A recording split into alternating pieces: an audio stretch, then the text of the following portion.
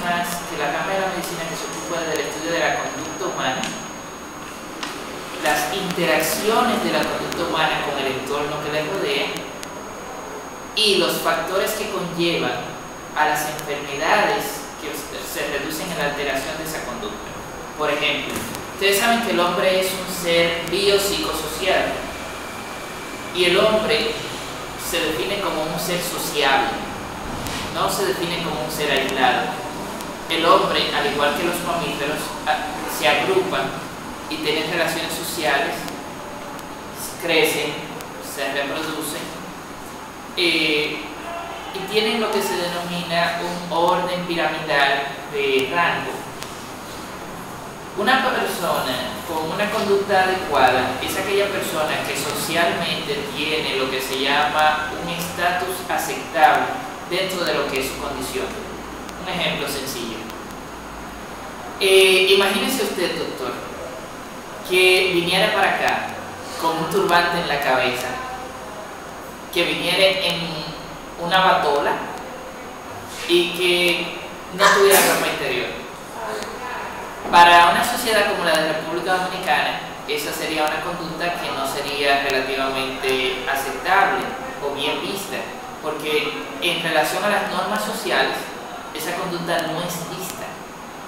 Pero si usted fuera a un país de eso de Arabia, donde sí se oculta la cabeza con un turbante, donde sí se utilizan, por ejemplo, las prendas y túnicas, y donde no se usa el ropa interior, sería una conducta normal. Entonces, la conducta de la persona, de acuerdo al medio social en que se vive, es considerada normal o anormal, y eso conlleva al estudio de la psiquiatría. El hombre toma lo que es su comportamiento del entorno que le rodea. Dígase que una persona que vive en un entorno o en una área rural tomaría lo que es su conocimiento y sus creencias de ese entorno. Entonces, esa es la persona que te podría decir a ti que le han echado brujerías. Y, por ejemplo, ¿quién de ustedes es de la región del Cibao, de San Juan? ¿Del Cibao?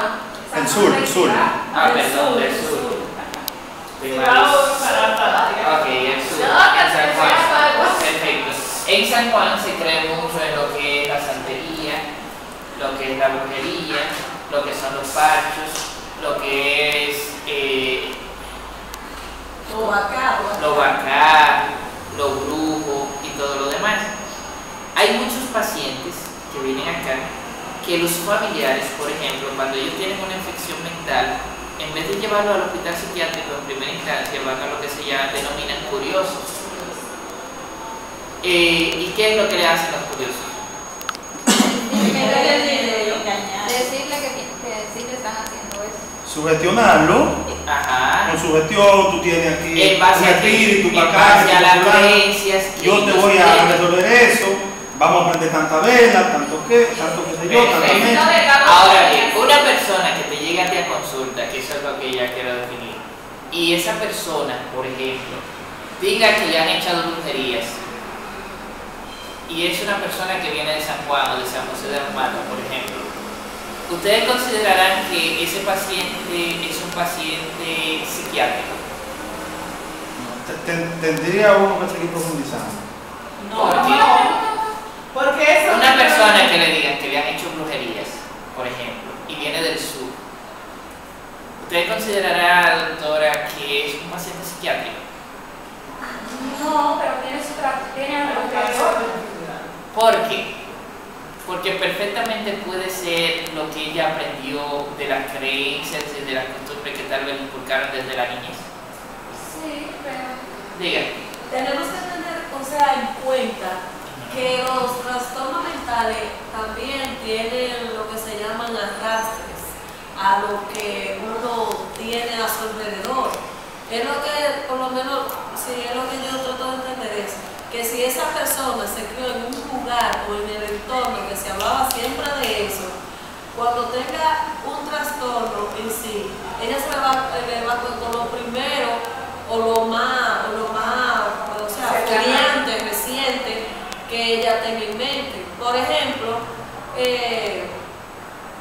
aquí vino una paciente, la jovencita que estudiaba en la UAS, que ella decía que su hermana le echó brujería y que contrató toda la bruja y que esto, pero ¿por qué? Porque en su entorno donde ella vivía habían santos, habían, o sea, de que tenían un altar, tenían, o sea, como que creían tanto en eso, que ella su trastorno, lo que se le cogió con eso, que la hermana llamó toda la bruja. Del medio ambiente social, Sí, entonces, lo que se denominan los delirios propios de sus patologías. por ejemplo, yo estoy estudiando medicina, cualquier trastorno tal vez que me coja sería que yo soy la dueña del hospital Robert Reed, que yo soy la directora de qué sé yo qué, que yo soy tanto especialidades, que yo, o sea, que todo trata del entorno.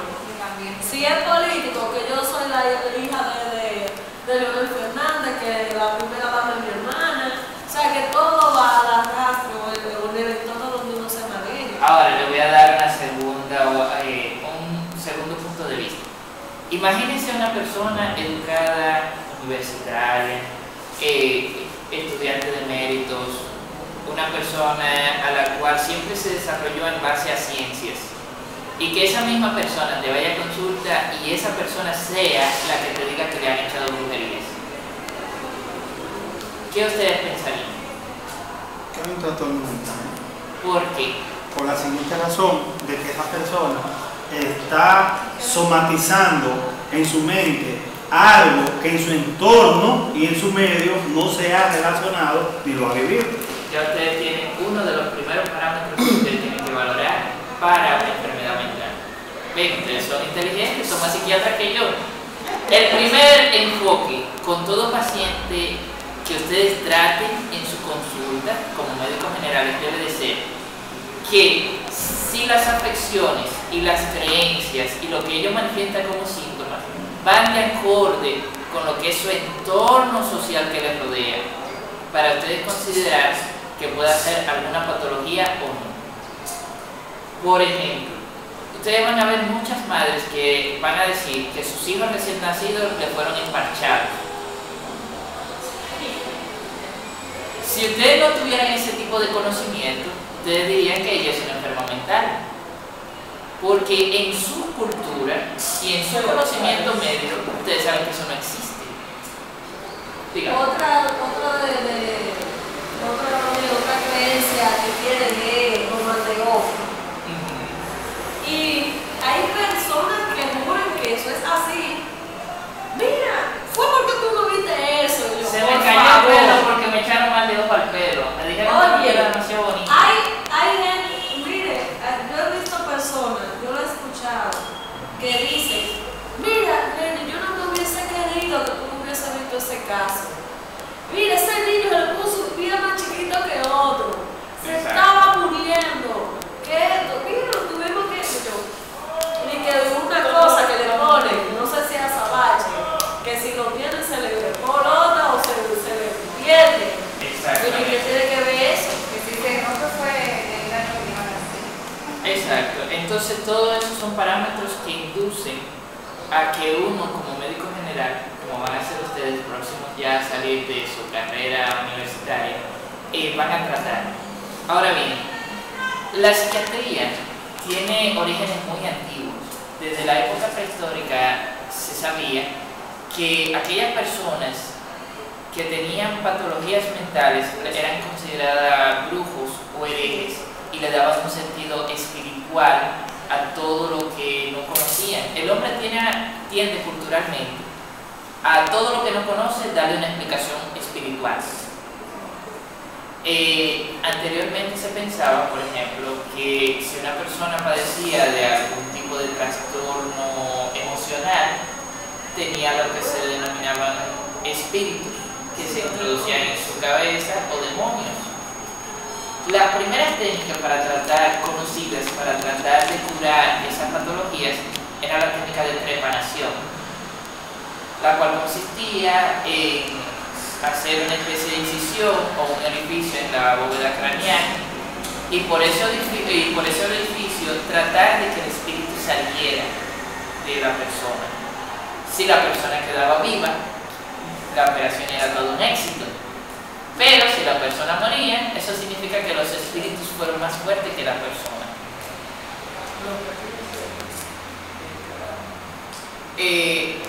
Posteriormente, ya en la época griega, se explicaban las alteraciones mentales mediante los humores y la bilis. Y también se clasificaban las enfermedades según supuestamente los estadios de la personalidad. Había un estadio de la personalidad flemática, que eran las personas. ¿Cómo son las personas flemáticas? Son de estas personas que son pacíficas, aparentemente muy tranquilas, no son pacíficos, se caracterizan por ser pacíficos. Exacto. Y se subdividían en lo que eran los humores, que acuérdense que había humor acuoso, estaba la bilis, estaba la linfa y el humor vítreo. Entonces, se suponía que la alteración de ese tipo de humores o líquidos dentro del cuerpo era lo que establecían los estados de ánimos alterados. También se describió en la época bíblica lo que era la depresión, pero en esa época se le llamaba melancolía.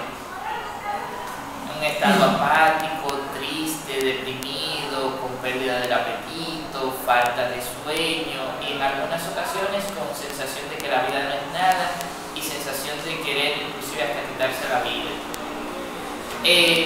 Posteriormente, ya en la Edad Media, se consideraba o hubo un retroceso en lo que era la evolución de la psiquiatría, hubo un retroceso en todos los ámbitos del conocimiento y volvió a creerse la tendencia de que las enfermedades mentales eran enfermedades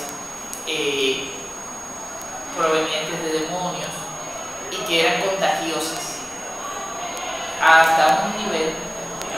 Incluso también cuando alguna madre tenía un niño deforme o cualquier patología, ella decía que era un castigo del Señor. Exactamente.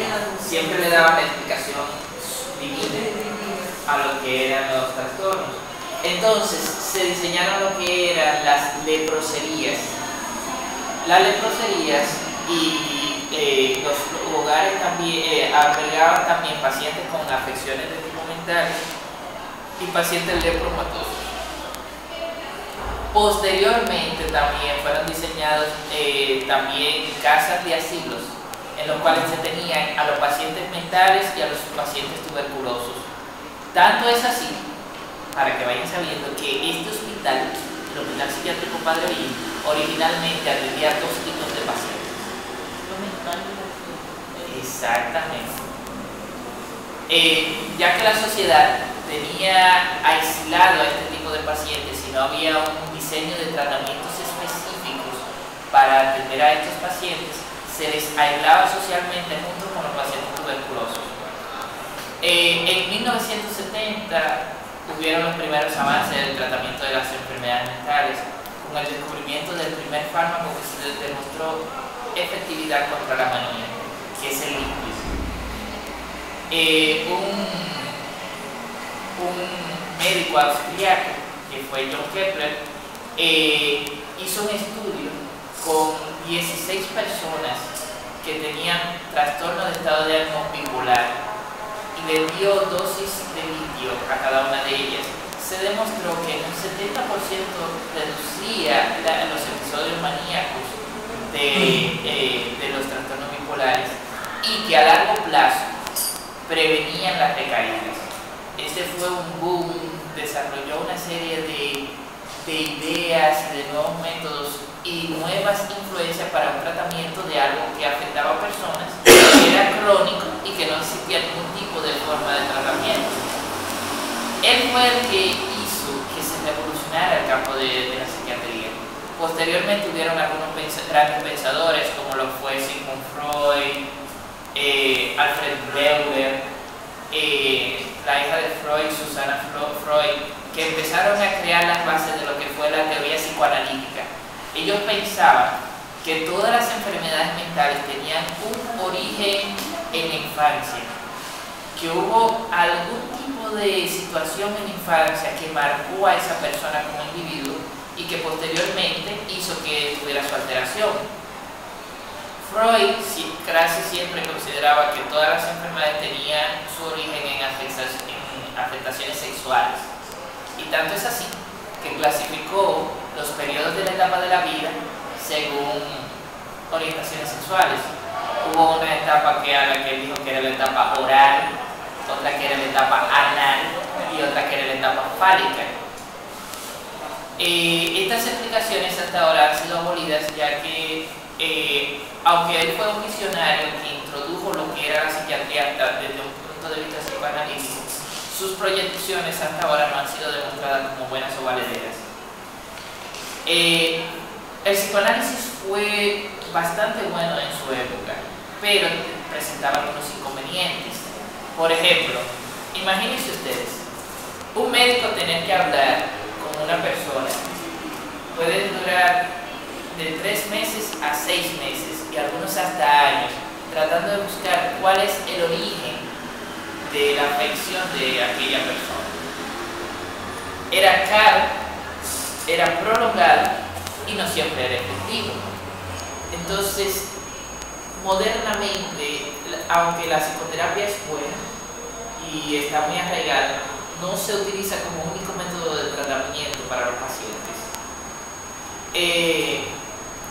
En 1982 aproximadamente aquí vino al país el primer fármaco antipsicótico demostrado, que fue la clorpromacina, dígase el Proxil. Demostró efectividad contra los síntomas psicóticos de las personas, mejoraba lo que eran las alucinaciones auditivas que presentaban las personas y el comportamiento paranoide. ¿Ustedes saben lo que es un comportamiento paranoide? Un comportamiento paranoide consiste en que aquella persona piensa como que todo el mundo le va a hacer daño, o todo el mundo lo va a atacar, que lo están acechando por aquí, que lo están grabando por aquí, que alguien o algo está en un vehículo siguiéndolo, o que lo están filmando con una cámara para hacerle daño. Mejoraba marcadamente esos síntomas. Posteriormente fueron diseñándose cada vez más fármacos. Estuvo diseñándose, por ejemplo, el haloperidol, que se utiliza mucho en la práctica cotidiana. Estuvo la risperidona, que es un antipsicótico por excelencia, que tiene muy pocos efectos colaterales en lo que es la sintomatología de los pacientes, como estabilizadores del ánimo, la carbamazepina, el ácido valproico, en fin, ya tenemos y contamos con un sinnúmero de medicamentos que han demostrado ser efectivos para este tipo de pacientes, hasta tal punto que un paciente con un adecuado manejo puede reinsertarse socialmente, que era lo que no se hacía antes. Previamente, antes de que existieran los medicamentos que ayudaban a restablecer a la persona, existían unos métodos muy cruentos que se utilizaban para manejar a este tipo de pacientes. Uno de ellos, por ejemplo, era la aplicación de inyecciones de trementina en los músculos. ¿Para qué? La trementina producía una reacción alérgica muy dolorosa, producía pus y producía atrofia del miembro afectado, lo que hacía que la persona ya no pudiera movilizarse con tanta agilidad como antes, lo que hacía que fuera más tratable. Para que ustedes vean qué tipo de métodos se hacían. Existían las camisas de fuerza, que todavía en la vitrina de aquí del hospital se puede conservar el ejemplo de una camisa de fuerza que tenían este tipo de pacientes.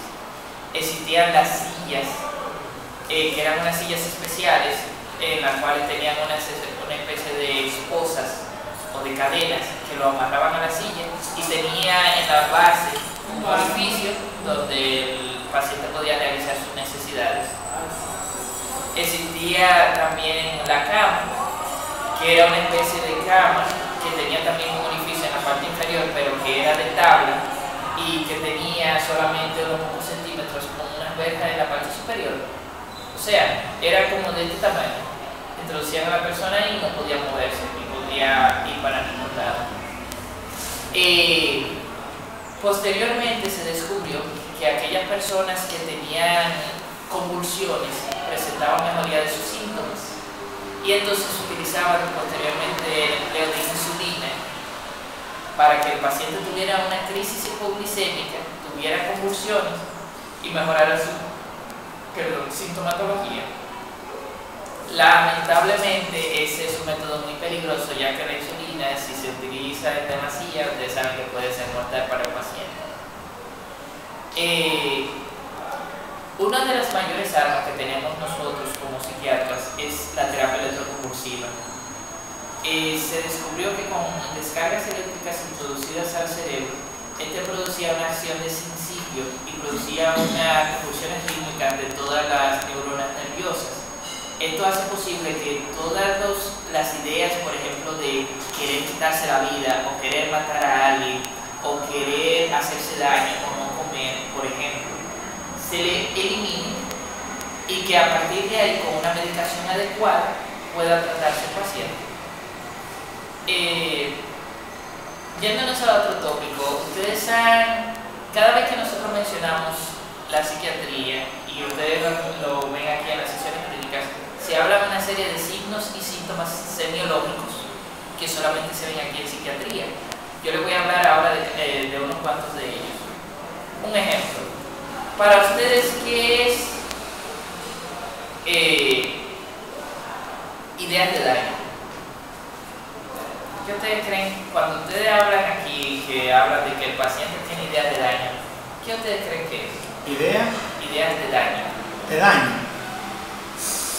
Delirio mental, que pues, la persona está delirando, puede decir, ay, que me está persiguiendo, ay, que me quiere hacer daño, ay, que me quiere matar, ay, que me quiere envenenar.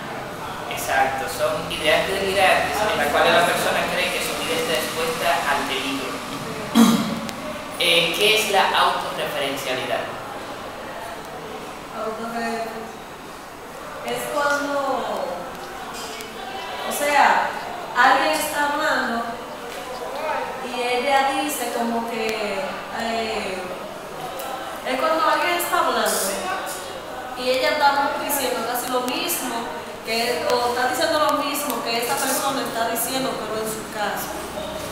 Es como un mecanismo de proyección que yo veo en usted, en lo que yo estoy pensando. ¿Qué usted cree, doctor? ¿Qué es autorreferencialidad? Cuando se habla de autorreferencialidad, ¿a qué usted cree que se refiere? Yo me refiero como a, o sea, entiendo que se refiere como a la proyección de sí mismo. ¿Y usted, doctora, tiene alguna idea? No. ¿Y usted, doctora, que está firmando, tiene alguna idea? Autorreferencia podría ser como la idea que tenemos sobre algo, pero como de cierta forma la personalizamos. La autorreferencialidad no es más que aquella persona que cree que todo el mundo o todo lo que le rodea dice algo sobre ella. Por ejemplo, doctor, yo creo que yo no puedo salir a la calle porque todo el mundo sabe que yo soy la mujer más bonita del mundo y entonces me van a enamorar. Y todos los hombres me enamoran porque yo soy la más bonita del mundo. Eso es autorreferencialidad.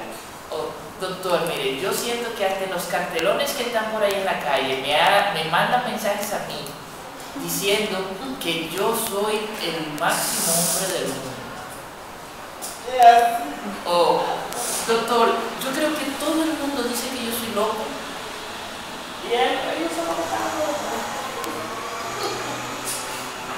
O sea, esa es la autorreferencialidad. Es cuando la persona tiene un concepto o una idea de que todo el mundo tiene un concepto de él. Tenemos que revisar. Doctor, uno tiene que autoevaluarse. ¿Verdad? Bueno, vamos a seguir viendo otro tipo de temas.